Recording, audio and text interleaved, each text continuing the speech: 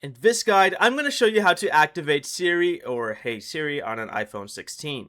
This is Miguel from Just Boz, and before we get into this guide, make sure to like the video and subscribe to the channel with all notifications on for more content like this. It really does help out the channel and we'd greatly appreciate it. If you have any questions, just ask them down in the comment section below. I'm going to be doing my best to reply to every single comment down there.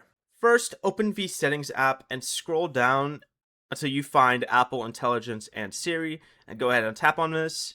Next, go ahead and select Talk and Type to Siri.